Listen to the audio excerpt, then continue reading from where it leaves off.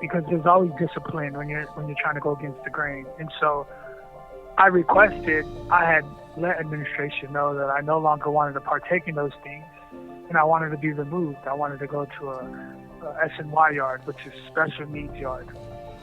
And they understood. They understood that I was already on the journey, and that I no longer wanted to partake, and that there was these heavy repercussions. I mean, potentially death. I know it sounds kind of like severe, but that's what it can get to. If you don't want to partake in the politics, they don't just allow you to stay, there, living there. They call it dead weight.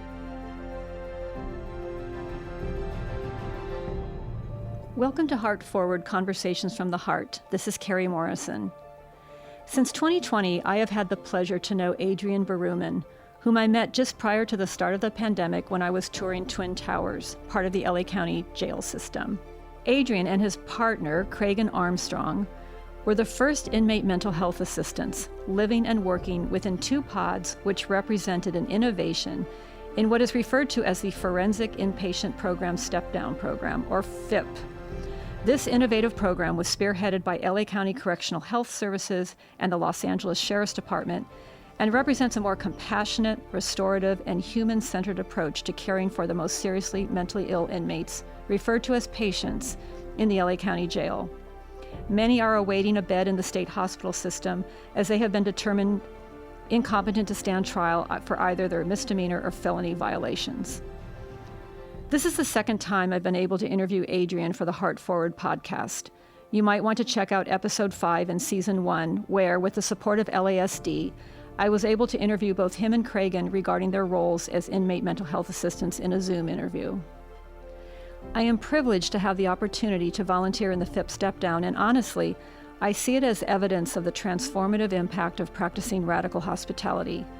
Since its inception in 2017, and with the support of the Los Angeles County Board of Supervisors and LASD and Correctional Health, the program has grown to care for, at any given time, approximately 200 patients, and the number of inmate mental health assistants has grown to 13. Because the inmate mental health assistants at LA County Jail are awaiting judicial action with respect to their own cases, in each case they are awaiting either a trial or facing prison terms for violent offenses, they may be available to serve in this capacity for an extended period of time. Each mental health assistant I have spoken with values this opportunity to serve their peers in the jail and appreciate the redemptive nature of this program. Adrian is the second inmate mental health assistant to head to prison to serve his sentence, and because we have known each other since 2020 and stay in communication, I asked if he would be willing to describe the journey he is on now, facing a sentence of 25 years to life.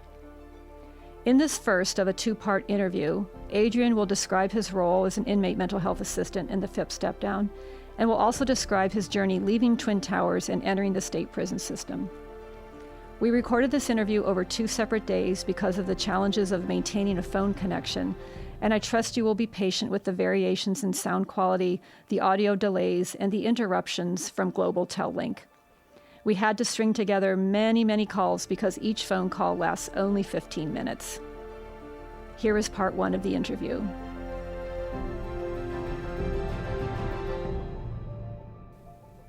Unknown caller. Here we go.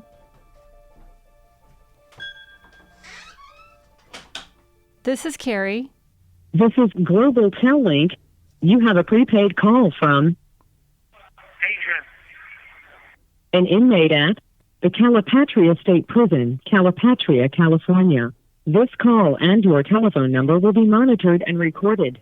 You have a prepaid call. You will not be charged for this call.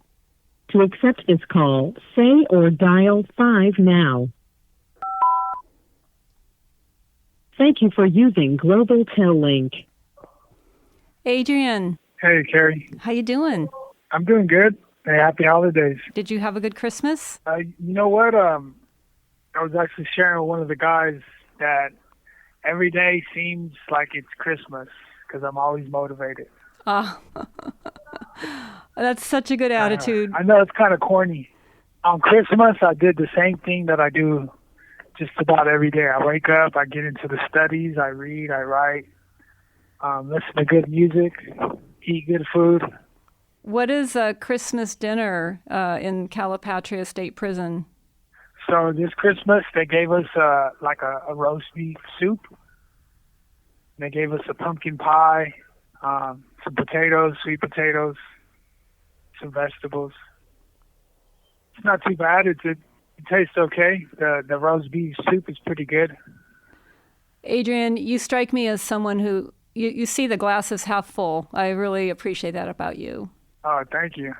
Yeah, I think we get so wrapped up finding all the negative things in life, and I think it's okay when you want to create solutions and get straight to it and be proactive, but that's not really a quality that so many people have. So I try to just be optimistic. I think you're right.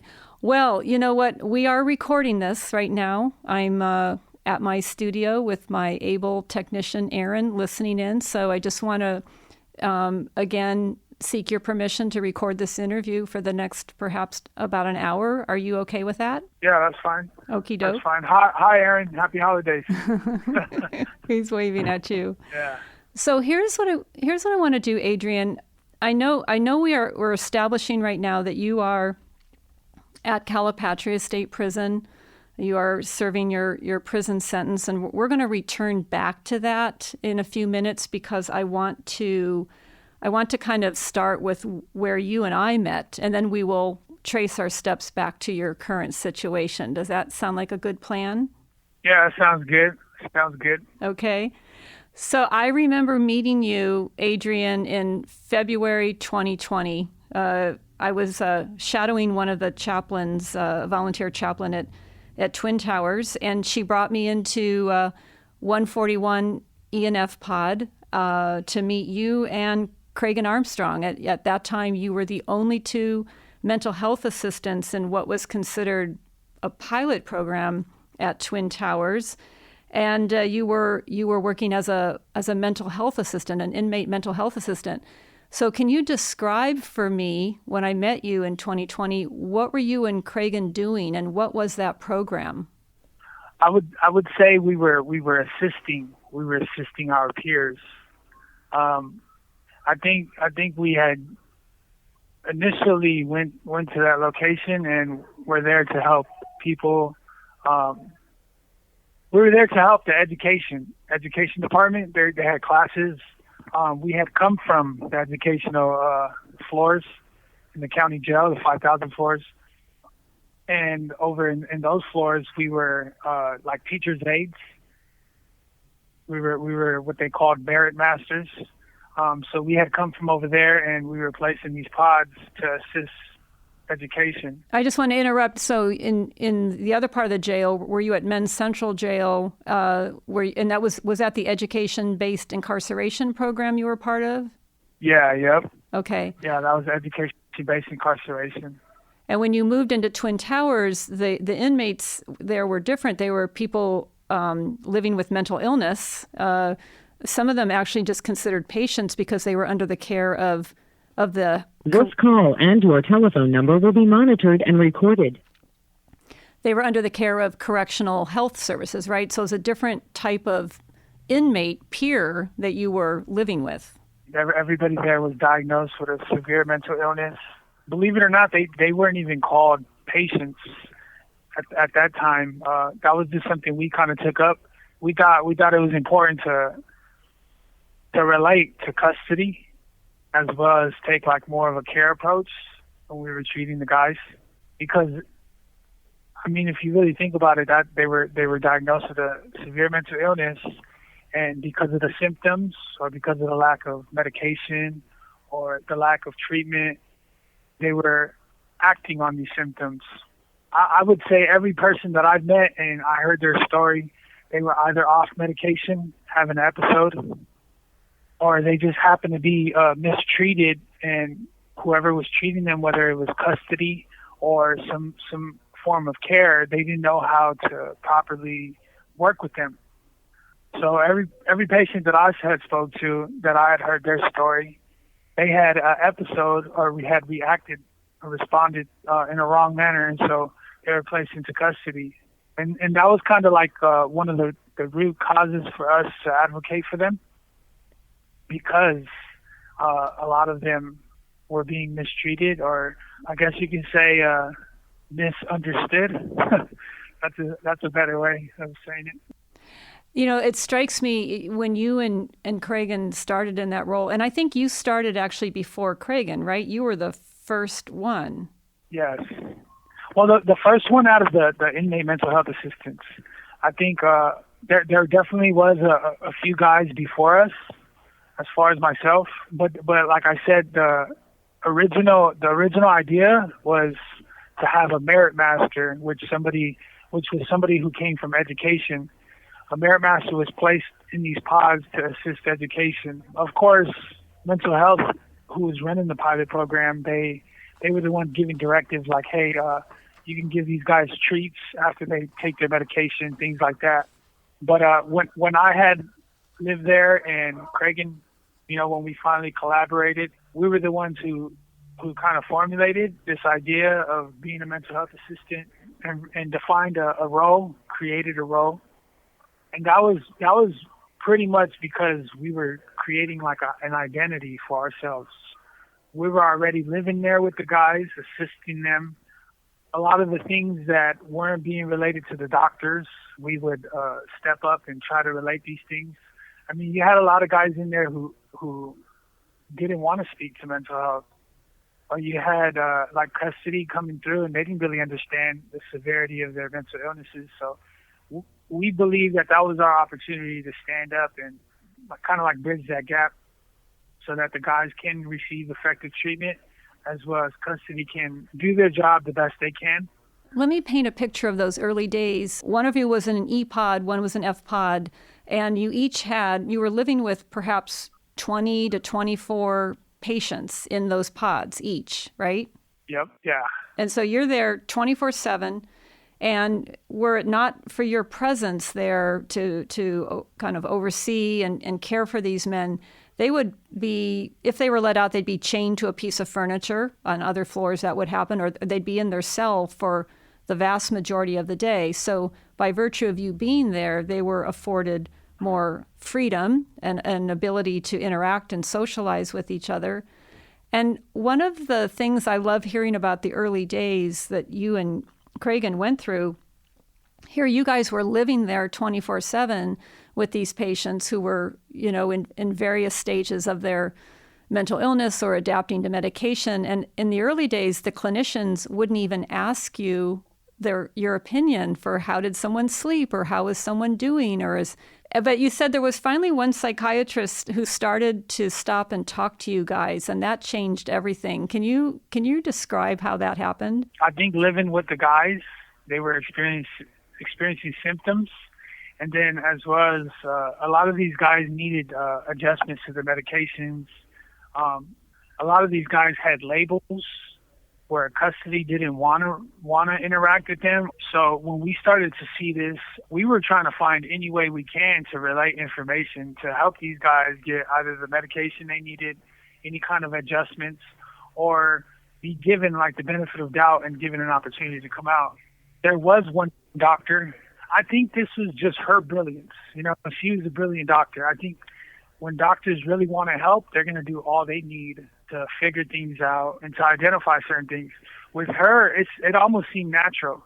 She seen us as an asset to her, and so she would ask us questions about patients.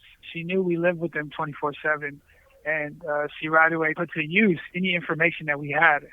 And I think in some sense, we wanted to do that too. So it was perfect. It worked out perfect. I think when she started to realize that we weren't just trying to be some sort of credible source, or she seen that the information we held was very valuable, and she was seeing the differences in adjustments when she was adjusting medication. She was seeing the difference in behaviors. She was seeing the difference in the program, the use of force, all these different things. She seen like that we really wanted to help, and she would even give us advice. That was in those early years. You entered that pod in perhaps 2016? 2017. 2017, okay. And then, before you left, and we'll talk about when you left in a few moments, but over the years, the clinicians began to actually confer with you regularly about your impressions and suggestions on how to care for people, if I'm not mistaken. Oh, yeah. So what she did was she started to encourage the other doctors and other staff to use us. I think we even made it known to her that, we really just want to help.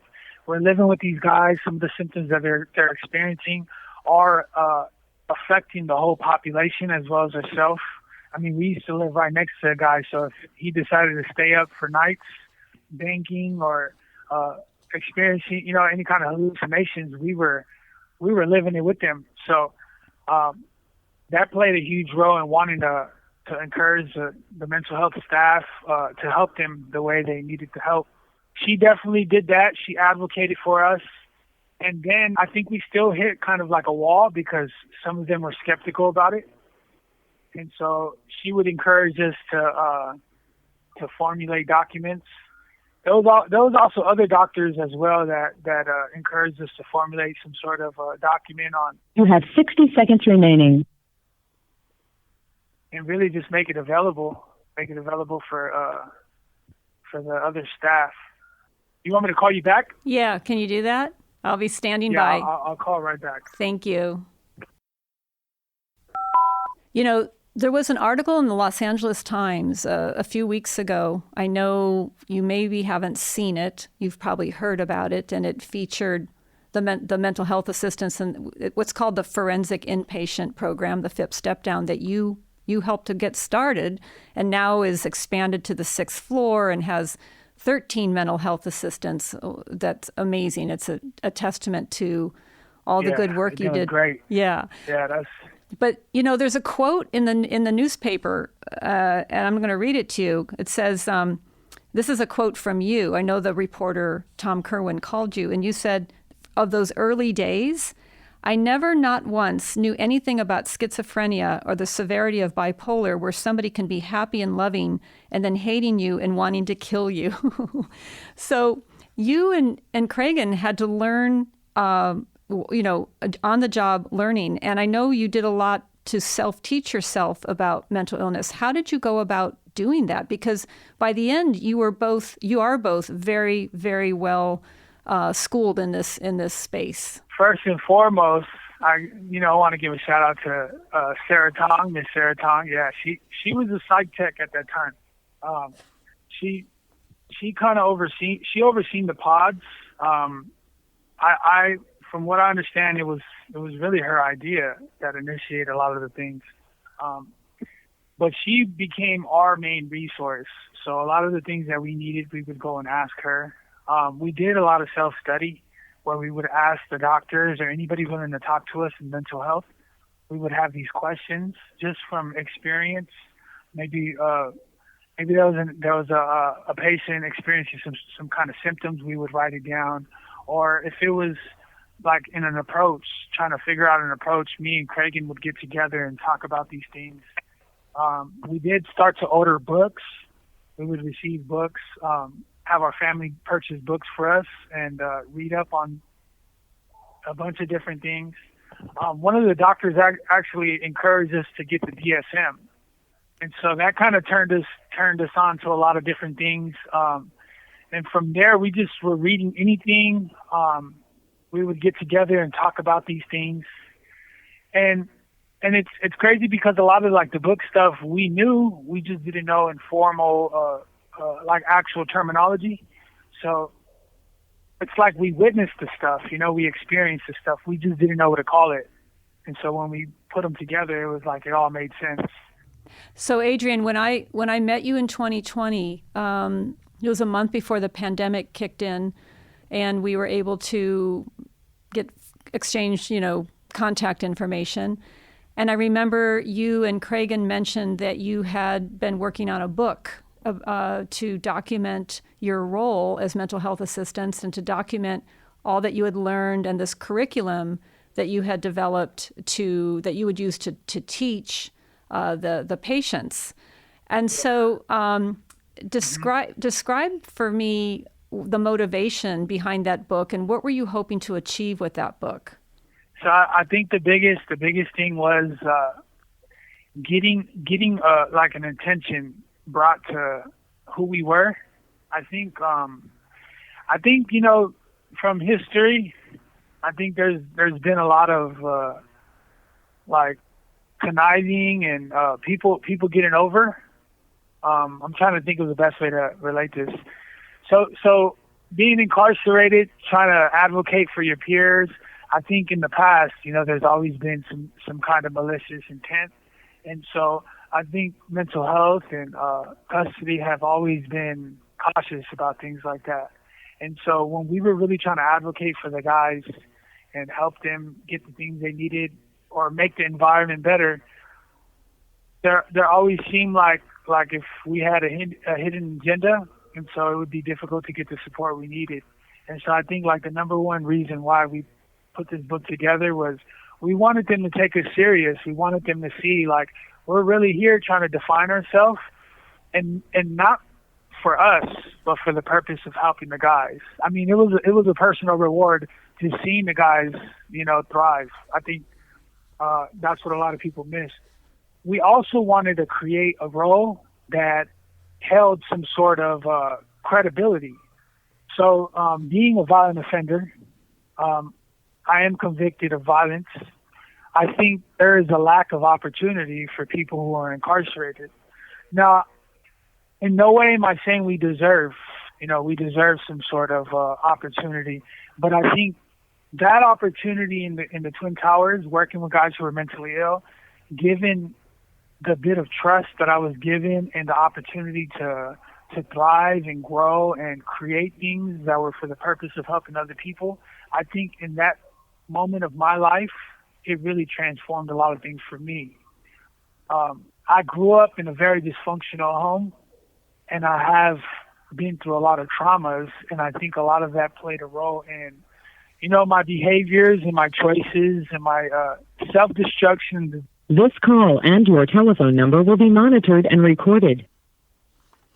And so I think one of the biggest reasons why we also wanted to create some sort of credibility for this role was to encourage other people, as well as create something where other guys who were considered violent or facing violent charges or even convicted of violence can partake in and have their personal transformation. I mean, there's something about responsibility and a mixture of dealing with guys who are either mentally or emotionally dealing with issues. There's something about that really helped me change my life. Everything from living with them to having to communicate with them to even just the realization of how blessed I am, to wake up every morning and not be battling something so grave, So I think that was like one of those are the two main reasons for the compilation of all our work, putting it into a book format. Yeah, I would say I have the privilege to volunteer at Twin Towers every week, and I have been there since early 2022. In fact, I saw you before you left for prison. And I have heard a similar kind of self-awareness and epiphany shared by the other mental health assistants who, like you say, are facing potentially long prison sentences for violent crimes. And they talk about the importance of giving back and of having a sense of purpose to show as a path toward redemption. And that's, I think, been one of the most powerful things I've observed also. Adrian, in that article, again, the article that you haven't had a chance to see, but there was another quote that you shared about how you changed as a person in this role. You said, quote, "I knew nothing about my feelings. I was raised not to be thinking about them, so I never knew how to empathize or communicate what I felt." But you said that this experience turned all of that around. Why do you think inmates should be given this kind of chance, whether it's in the jail system or in the prison system? So it's one thing for somebody to be incarcerated for a life term, where there's a possibility for them to re-enter society, but of course, being in prison, right? And then there's another thing where somebody is going to prison or a county jail and going to have to serve a term and get out and re-enter society. I think it's very, very important that we understand our emotions. You can see it all through the world, even in the business realm. I think there's a huge shift, right, where there's this emotional intelligence that holds like an importance, right? I think they even prefer that you're emotionally intelligent before you even have a credential, in some kind of college or. This call and your telephone number will be monitored and recorded. This opportunity, it does that. It requires you to dig deep down and feel. There's no longer being reactive or impulsive based off your nature. It's questioning. Kind of like the philosopher Socrates, when they created these ways of going and figuring things out, they would question. So I think having to deal with your emotions and question the moment. On top of that, you want to be effective. You want to help your peer. You want to produce something that is positive. You don't want to create destruction. You don't want to hurt nobody. You want to see the process work. And that's what this opportunity has done for myself, and I think it can do for many other people. As far as reintegrating and going back to society, reentering society, I think that's like a major, like it should be a requirement, So it should be required that you learn about your emotions. I mean, emotional intelligence, there are, like you say, people in prominent places of business who I would consider to be emotionally not particularly intelligent. So that the pathway to achieve that type of equilibrium is different for everyone. But I guess, would it be fair to say that were it not for this opportunity you had to serve as a mental health assistant, you might not be in the place you are today? Oh yeah, definitely. I think I probably would have took a different path. I mean, I truly believe in like a destiny. I believe that, the process is perfect, right? I believe that for my life, I definitely have a bigger purpose and things work out the way they do for a certain reason. I don't believe that I would have gotten to where I am today without getting to that, though. I think that being put in an environment where people don't care about feelings, where there's a stigma, right? There's a stigma not to feel. Where there's just an idea where you shouldn't be emotional, that you should be violent. When you're placed in an environment like that, it's very difficult to deal with your emotions. I mean, I'm here. I've been in prison for over a year now, in Calipatria, and I gotta tell you, like I have a hard time sometimes being here because the environment isn't fit to feel, right? Right. It's not created. Everybody here isn't on the same path to go and, hey, how you feeling today? It's more of like, man, just get it and go. Keep moving. Everybody for themselves.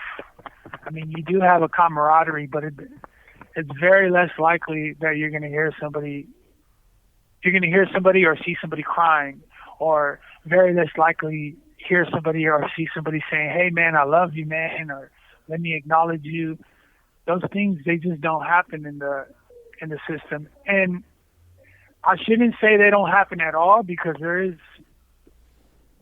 starting to be a huge shift in the system, right? And many people are starting to become more aware, and they're learning how to work out their traumas, which requires you to dig deep and feel. Let's shift now and tell the story of leaving Twin Towers, because I haven't actually heard this entire story.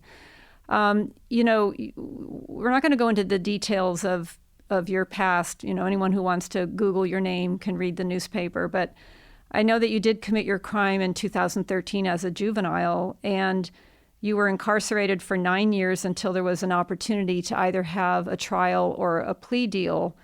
And what did you end up doing after those 9 years? So we did stipulate. I myself took a plea. I did plea out to a first-degree murder. I know it sounds kind of crazy, like who takes a deal for first-degree murder?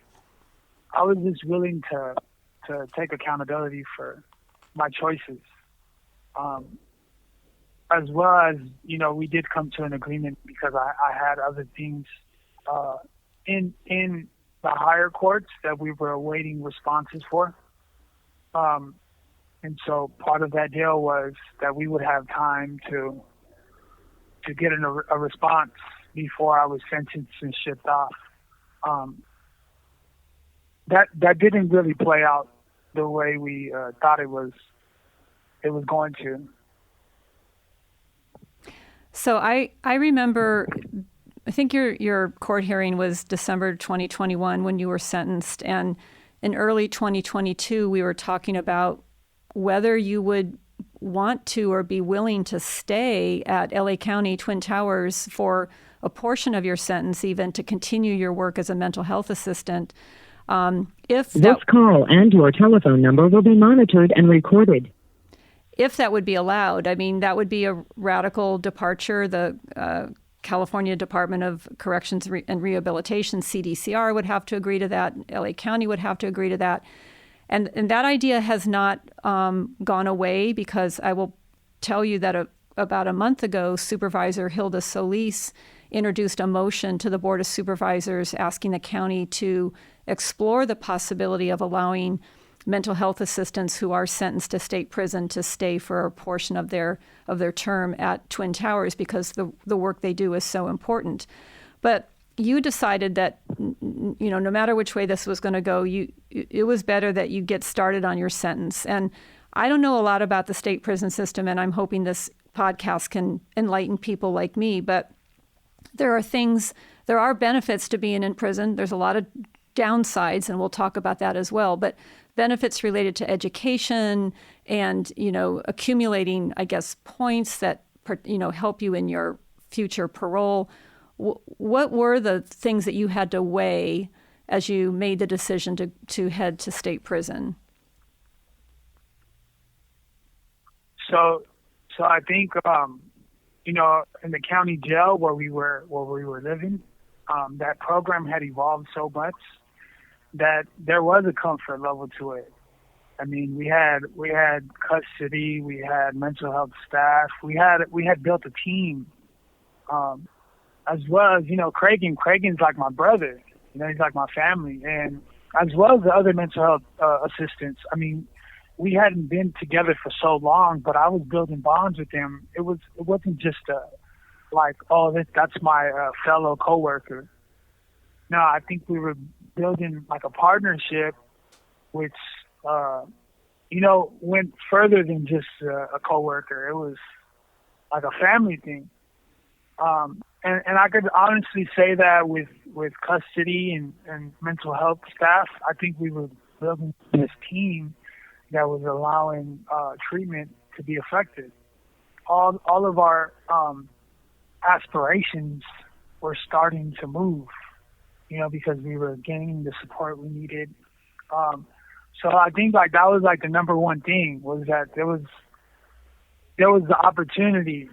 Doors were starting to open for more opportunities to thrive and grow as an individual, to grow the idea of creating effective treatment and care for men. And I think most of all,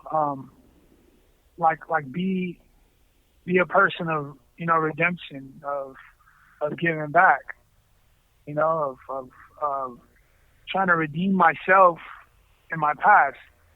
So I think I really had to weigh all of that out. I made the choice to leave. Now, I had already knew being in the county for nine years is unheard of. So in my mind, I had already knew that the time was coming where I would have to move forward and on with the journey. Did I think that it was possible that a state sentence can be served there in the county. I did indeed believe that. I also had this philosophy that, hey, I can go and branch off, and like men who need assistance aren't just here in the county jail. So I think me and Craigen always had this idea that when I left, it wouldn't just be left and, all right, now it's just going to wither away. I think we always planned for if we had to leave and venture out, that it would continue to thrive. We were in the business of creating leaders. We were in the business of developing something that'll be self-sufficient. I mean, we instilled leadership qualities into our patients. We were trying to build the next set of mental health assistants who were diagnosed with severe mental illness. So I think the idea had already been there that, hey, look, if I have to go, this thing will continue to grow. And then we'll just be able to go and branch off and do more things. I think that is such a wise philosophy, and you should feel very good that your leadership has paid off, because as I mentioned to you, there are 13 now, and there are, as you describe it, junior mental health assistants, which are some of the patients with mental illness who also are helping in the pods. Okay, so paint the picture for me. You've made the decision now to, as you say, to continue on the journey, to leave LA County Jail after 9 years. Where did you go next, and what did that feel like? So I went to a reception center, which was in Delano, Kern Valley.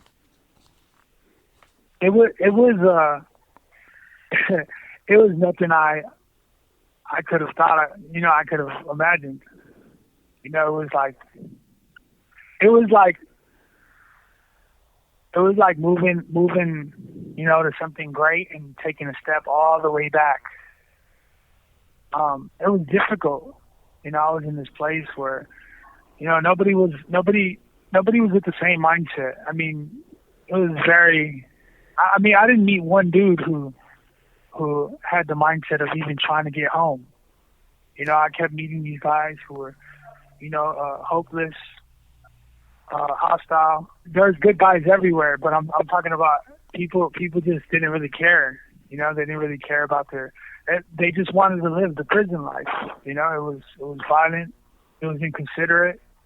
Drug infested. There was no program. Of course, reception is just a place where you go for a few months, you get your case reviewed as far as everything, your whole conduct, your age, your offense, your charge, and then they figure out this point system, and then they go and they place you, in a prison that they believe you need to be in. I was just going to ask a question. You and Craigen have taught me a lot. I'm naive about the state prison system, and I've learned through you and through others since that time. But I remember you guys telling me about the politics in not only in the jail, but in the prison system. And I naively thought, well, we're talking about American politics. And you said, no. We're talking about prison politics, which can be very brutal. And so when you talk about the fact that they are deciding like what group you fall in or what category and what decisions you have to make, can you be a little bit more explicit about what they're looking for? Upon arrival, even custody, CDCR asked me, hey, are you Sureño, Norteño, Hispanic, white? What do you run? And of course, I'm considered a Southerner. I'm Mexican. I run with the Southerners. That's with CDCR. Now, that's a whole different ballgame when you come into the prison system and you're on a tier of 50, 20, 50 guys. And you run into, people who are running the show there. If you're a Sureño, you go with your kind, and there's rules. It's a lot of racial segregation. Of course, there's a lot of rules in play because there's everything from drugs to weapons to holding some sort of power, as far as like on the yard or within the prison. So yeah, that was like a huge thing. I was going to say, I think you told me a story, and I don't know if this was at the reception area in Kern County or if this happened when you came to prison, but already they were tempting you or challenging you to show your worth or your allegiance, and you told me the story about the old man. Did that happen in Kern County? Yeah. So that happened in the reception center. So this is the thing. They have these non-designated yards, where they're lower level yards, and what they do on these yards is they put people who are not mainline, and they merge them. And so, being at the reception center that I was, an individual who came from one of these yards, which are quote unquote considered no good, they didn't want him in our building. So the issue was, he's considered no good and he can't be amongst our population. So they wanted to remove him, which they wanted to take a violent action to get him out of the yard. Now, I had been told that I needed to help with that. I asked, who is this person? Being the brave man I thought I was, I thought I can go and help this guy just walk off the yard. So he doesn't have to, get any violence against him. This happened to be a young, a little old man. One of the guys, it reminded me of one of the guys that we worked with in the Twin Towers.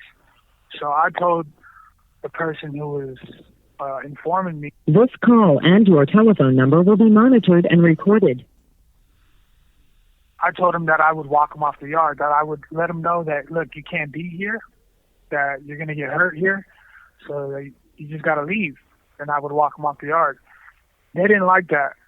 I ended up getting disciplined for that. That kind of went against their politics, their rules, and so I got disciplined for that. How were you disciplined? Yeah, 2 individuals ran inside my cell, and there was, some mutual combat. Of course, being that I'm like on my journey of recovery and no longer wanting to be violent or do anything like that, it kind of set me back. I felt bad. I felt all these ways that I wouldn't normally feel, being involved in that type of, those types of things. So, it made me rethink, You have 60 seconds remaining. It made me rethink how far I set myself back and how far I still needed to go. So, since I've been learning more about the prison system, what I've learned is that situations like you experienced actually can really set people back. You might end up, it could have gone bad for you. You could have gotten seriously hurt or worse, or you could have been punished by the system for engaging in something that would actually compromise your sentence. So it's a pretty scary situation you're in. And so tell me about moving to Calipatria. I will say that people who we have discussed your situation with, folks who care for you here in LA County, and they said that they felt it was always unfortunate that CDCR did not take into consideration all the years that you were in county jail with no, behavioral issues, no infractions, and then this incredible service that you provided, and yet they ended up putting you in what they call a level 4 yard. So for those who don't know what that is, what are these levels in the state prison system, and why are they significant? So it starts out with a level 4, which is the highest level. They do have a higher level, which is the level 4, a 180, which a 180 is the only difference is the design. So where they can see more. I'm on a level 4, which is I think a 270, which is just the design structure. But any kind of level 4 is more how would you say it? where they control things, right? You got the doors, it's cell living, 2-man cell. They control the doors, they open them and close them. Like here in Calipatria, your lights stay on all night. They only run half of the buildings at a time. So it's either top tier or bottom tier, which runs program. Like you will never see both of the tiers, the bottom and top running program at the same time. It's just a lot more controlling. Now you do have like solitary confinement units, which were ASU, which turned to RHU. This call and your telephone number will be monitored and recorded. Those are like restricted housing units where, those are far worse than level 4s because you really just don't have any, I'd say like any access to, certain things. So a level 4 is like the highest level. Then it goes down to level 3, to a level 2, to level 1. And you have like camps. But really the level system is just access. So as you go down in levels, you have more access.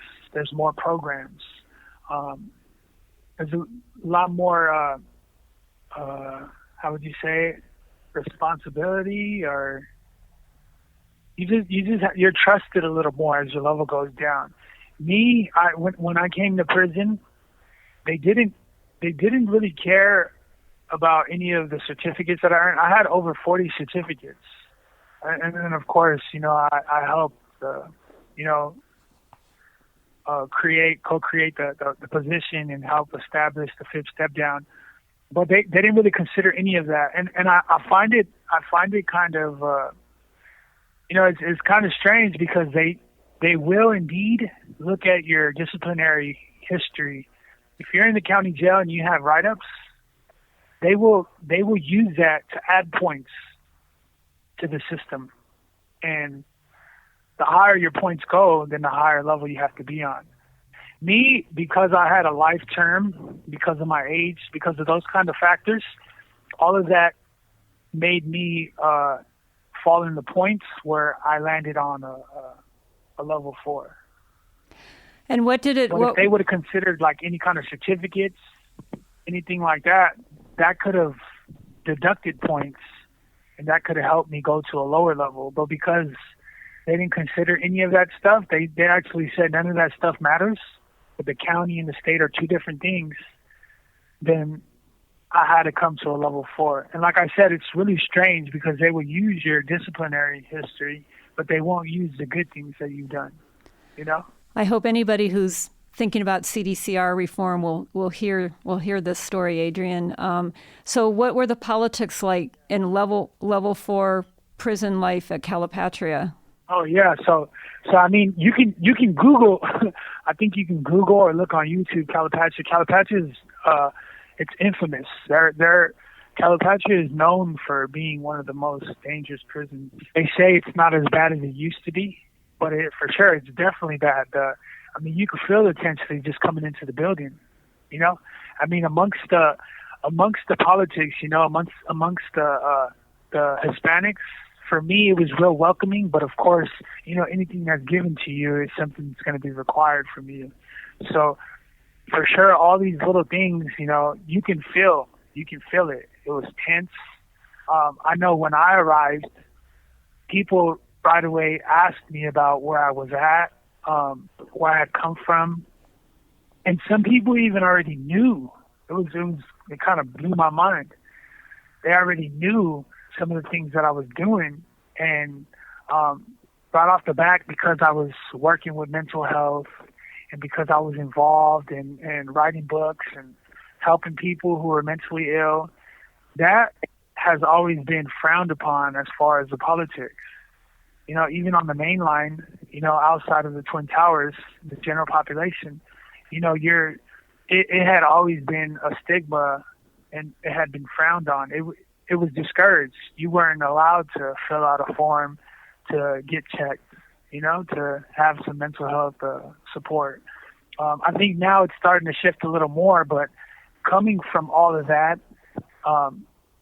And coming to a level 4 Calipatria State Prison, a lot of these men, right, were kind of skeptical about who I was, and pretty much they didn't favor me at all. You know, it was very difficult.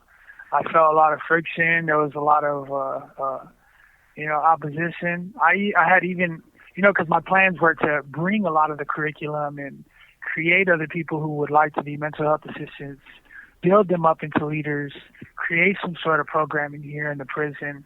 But right off the back, I was having a lot of opposition, and not so much from administration, but in first by my own peers and my own fellow mates, So that was very difficult, and I actually decided to leave, which I'm still in prison, but I'm no longer on the main line, which is quote unquote in the politics considered the good side, right? So describe that. The main line is the general population, but you asked to be removed from that for your safety. Am I thinking that would be the reason?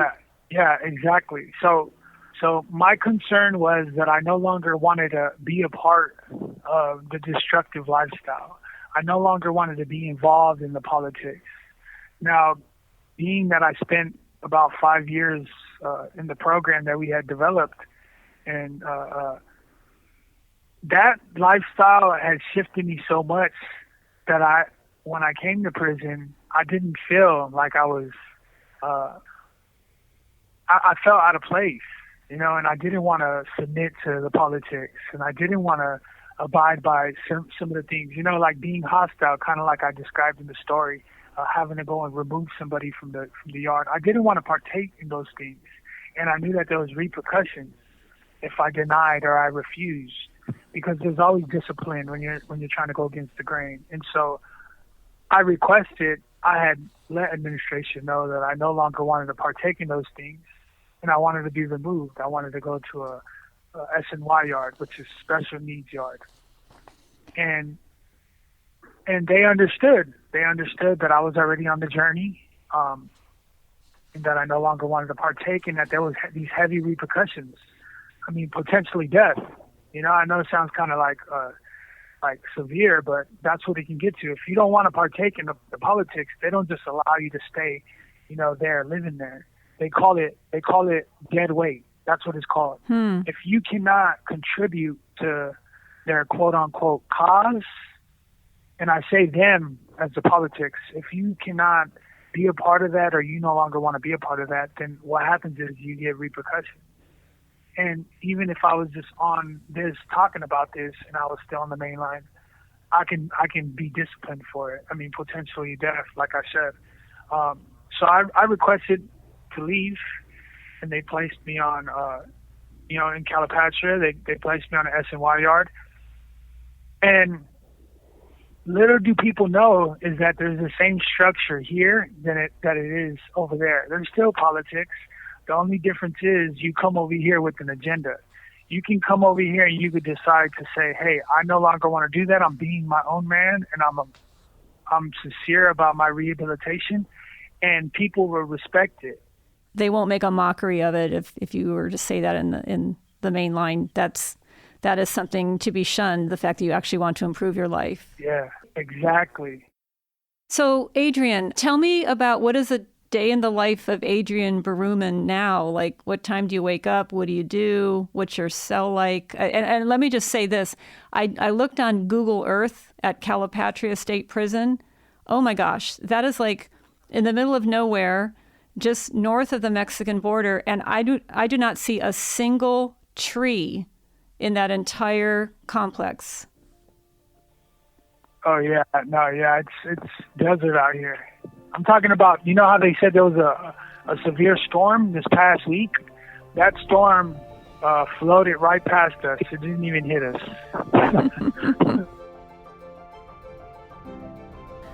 Well, as you can see, we have more to discuss. In the next episode, we'll continue with this discussion about life in prison now for Adrian, and we will also discuss his aspirations for the future and some of the very compelling ideas he has for prison reform and caring for people with mental illness upon release from incarceration. One observation I have about Adrian's journey from jail to prison is the fact that he was placed in a yard from the outset that jeopardized his safety.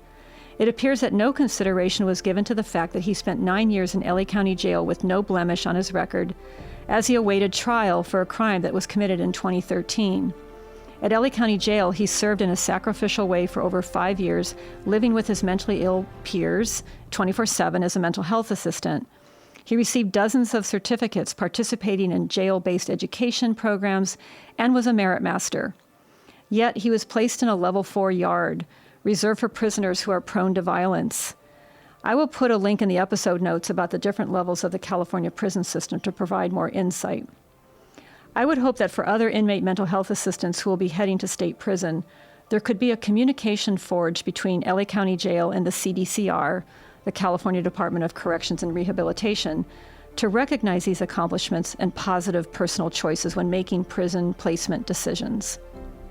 Thank you for your support of this podcast, and if you have not subscribed, please do so, and you will be notified when the second part of this conversation is available to access. See you next week.